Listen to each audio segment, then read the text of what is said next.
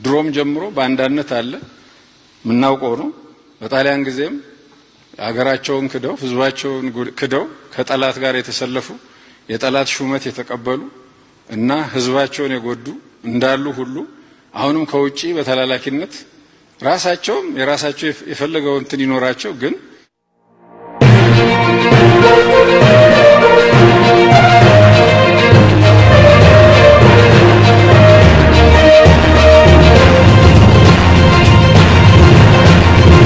ጤና ይስጥልን ውድ ኢትዮ ከረንት የዩቲዩብ ገጽ ተከታዮችና አድማጮች እንደምን አላችሁ? ለዕለቱ የተመራረጡትን አርዕስተ ዜና ወደ እናንተ ይዘን ቀርበናል። ኢትዮጵያ ካመረረች በተአምር ብቻ ልንተርፍ ነው የምንችለው ሲሉ በሻቢያ በግዳጅ ክተት በተባለ የአስመራ ነዋሪዎች የተናገሩት ነው። ፍራንስ 24 የአስመራ ነዋሪዎች አናግሮ ይዞት በወጣው ዘገባ የአስመራ ነዋሪዎች ኢትዮጵያ ካመረረች በተአምር ብቻ ልንተርፍ ነው የምንችለው ሲሉ መግለጻቸው ተነግሯል። በዚህም ጉዳይ የዜና ትንታኔ ይዘናል። ቆይታችሁ የምትሰሙት ይሆናል። የጄኔራል ዳጋሎ ተዋጊዎች በአሶሳ ጦር ሰፈር መስርተዋል ሲል አልጀዚራ ዘገበ። አልጀዚራ ቴሌቪዥን የአረበኛ ቋንቋ ባሰራጨው መረጃ መሰረት የሱዳን ተፋላሚ የሆነውና በሌተናል ጄኔራል መሐመድ ሐምዳን ዳጋሎን የሚመራው ፈጥኖ ደራሽ ኃይል በኢትዮጵያ ውስጥ የጦር ሰፈር መመስረቱን ገልጿል። በዚህም ጉዳይ የዜና ጥንቅራችን አካቶታል። ቆይታችሁ የምትሰሙት ይሆናል። የአማራ ፋኖ ህዝባዊ ድርጅት መሪ አቶ እስክንድር ነጋ ባለፈው ሳምንት በአዲስ አበባ በመንግስትና በድርጅቱ ተወካይ መካከል ተፈረመ የተባለው ዘላቂ የሰላም ስምምነት እንደማያውቁና ድርጅታቸው እንዳልተወከለ አስታውቀዋል። በዚህም ጉዳይ የዜና ትንታኔ ያካተናል። እነዚህን የመሳሰሉ አርዕስተ ዜና ወደ እናንተ ይዘን ቀርበናል። ቤተሰብ ለመሆን ላይክ፣ ሼር፣ ሰብስክራይብ ማድረግዎን እንዳይረሱ። ወደ ዕለቱ የመጀመሪያ የዜና ትንታኔያችን ስናልፍ ኢትዮጵያ ካመረረች በተአምር ብቻ ነው ልንተርፍ የምንችለው ሲሉ በሻቢያ በግዳጅ ክተት የተባሉ የአስመራ ነዋሪዎች ተናግረዋል። ፍራንስ 24 ላይ እንደተዘገበው የአስመራ ነዋሪዎች አናግሮ ይዞት ባወጣው ዘገባ የአስመራ ነዋሪዎች ኢትዮጵያ ካመረረች በተአምር ብቻ ልንተርፍ የምንችለው ሲሉ ዘገባው ይጀምራል። ተዋጊው ወጣት መመናመናቸውንና ሻቢያ ቤት ለቤት እየዞረ ህዝቡን ለክተት ዘመቻ በግዳጅ እያፈሰ እንደሚገኝ የገለጸ ሲሆን የፍራንስ 24 ለደህንነት ትክክለኛ ስማቸውን ሳይጠቅሱ ባቀረበው መረጃ መሰረት የአስመራ ነዋሪዎች በከፍተኛ ሁኔታ ወደ ኢትዮጵያ እየተሰደዱና ሀገሪቷ ላይ ወጣት ማየት ብርቅ ሆነበት ደረጃ መድረሱን አረጋግጧል።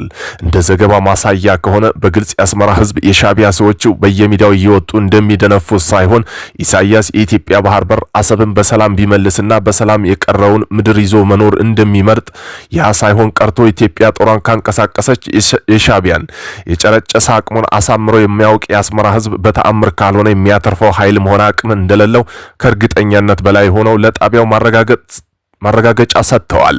እናም እነዚህ በሰላም አሰብን ወደ ኢትዮጵያ ግዛት መመለስ ብቻ ሳይሆን ሻቢያን ያድናታል። ያ ካልሆነ በከፍተኛ ስጋት ውስጥ የሚገኝ የአስመራ ህዝብ ጭምር ከሻቢያ ነጻ መውጣትና ሻቢያ እስከ ወዳኛው ወደ ማሰናበት እርምጃ ኢትዮጵያ ለመግባት ይገደዳል ሲሉም ተናግረዋል። የጄኔራል ዳጋሎ ተዋጊዎች በአሶሳ ጦር ሰፈር መስርተዋል ሲል አልጀዚራ ዘገበ። አልጀዚራ ቴሌቪዥን በአረበኛ ቋንቋ ባሰራጨው መረጃ የሱዳን ተፋላሚ ሆነው በሌተናል ጄኔራል መሐመድ ሐምዳን ዳጋሎን ወይም ሐሚቲ የሚመራው ፈጥኖ ደራሽ ኃይል RSF በኢትዮጵያ ውስጥ የጦር ሰፈር መመስረቱን ገለጸ። ዘገባው በምንጭነት የጠቀሰው ጄኔራል አልቡርሃን መንግስት አንድ ስማቸው እንዲጠቀስ ያልፈለጉ ባለስልጣን ነው። እነኚህ ባለስልጣን እንዳሉት ከሆነ ፈጥኖ ደራሽ ኃይሉ በኢትዮጵያ ውስጥ በቤሻንጉል ጉሙዝ ክልል አሶሳ አቅራቢያ በማሰልጠን ማዕከል ገንብቷል ብለዋል። እንዲሁም ወታደራዊ ተሽከርካሪዎችና የተለያዩ ጥይቶች የጸረ ድሮን መሳሪያ በአሶሳ በኩል ለፈጥኖ ደራሽ ኃይሉ እየገባ መሆኑን የገለጹት እነኚህ ባለስልጣን ጨምረውም የኢትዮጵያ መከላከያ ኃይል ከፈጥኖ ደራሽ ኃይሉና ከRSF ወታደራዊ ክንፍ ጋር የመረጃ ልውውጥ ጥምረት ፈጥረዋል በማለት አስረድተዋል። በባለስልጣኑ ንግግራቸው በመቀጠል በአሶሳ አካባቢ ለፈጥኖ ደራሽ ኃይሉ የተሰጠው ማሰልጠኛ 2 መሆኑና እነዚህም እስከ 10 ሺህ ወታደሮች ማስተናገድ አቅም ያላቸው መሆኑን አስረድተዋል። ጉዳዩን ከበላይነት እየተከታተሉ ያሉት ጄኔራል ጌታቸው ጉዲና መሆናቸውን ለአልጀዚራ ገልጸዋል። ለዚህ ታጣቂ ኃይል የሚያስፈልጉትን ወታደራዊ ቁሳቁሶች በሶማሌላንድ በርበራ ወደብና በኬንያ ሞምባሳ በኩል አድርገው በኢትዮጵያ እንደሚሻገሩለት ጨምረው አስታውቀዋል።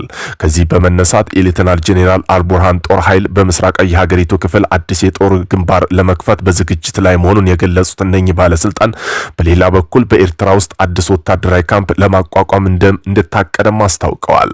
ይህ በእንዲህ እንዳለ የፕሬዝዳንት ኢሳያስ አፈወርቂ ዛሬ 4 ቀን የሥራ ጉብኝት ወደ ሳውዲ አረቢያ መሄዳቸው ተሰምተዋል። ሳውዲ አረቢያ በሱዳን ጦር ሌተናል ጄኔራል አልቡርሃን አብዱልፈታህ አልቡርሃንን ደጋፊ መሆኑን በስፋት የሚገለጽ ሲሆን ተቀናቃኙ ፈጥኖ ደራሽ ኃይል ለማገዝ ስሟን የሚጠራው ደግሞ ዩናይትድ አረብ ኤምሬት ናት።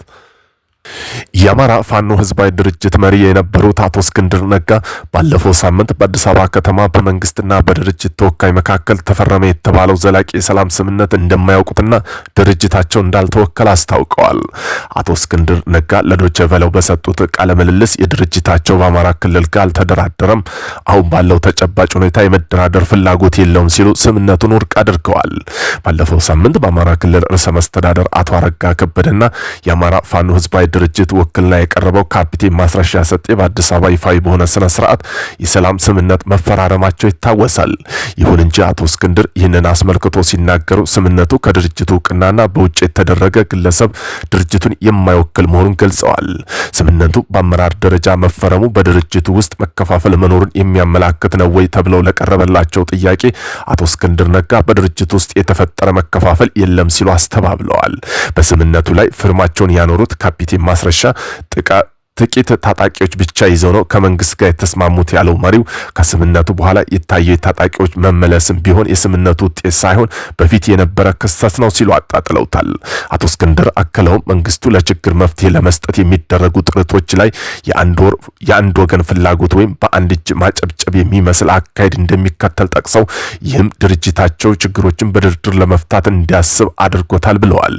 ከመንግስት ወገን የሚሰማ የድርድር ፍላጎት ቢሆንም ከዓለም አቀፍ ማህበረሰብ የሚመጣውን ግፊት ለማምለጥ የሚደረግ ነው በሚል እምነት እንዳላቸው ተናግረዋል።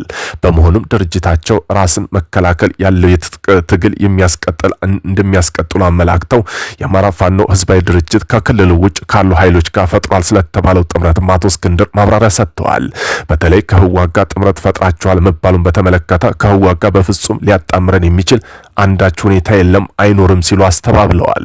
በተመሳሳይ ከኤርትራ መንግስት ጋር አላቸው ስለተባለው ግንኙነት ሲጠየቁ ኤርትራ መንግስት ከፋኖ ታጣቂዎች ጋር የመስረፍ ፍላጎት ያለው እንደማይመስላቸው ገልጸው ሆኖም ግን የሀገርን ጥቅም አሳልፎ እስካልሰጠ ድረስ እንዳስፈላጊነቱ ከኤርትራ ብቻ ሳይሆንም ከሌሎች የጎረቤት ሀገር ጋር አብሮ የመስራት ፍላጎት እንዳላቸውም አልሸሸጉም። የእስራኤሉ ጠቅላይ ሚኒስትር ቤንጃሚን ኔታንያሁ ይቅርታ ቢደረግልኝም ከፕሬዝዳንትነት ያልወርድም አሉ።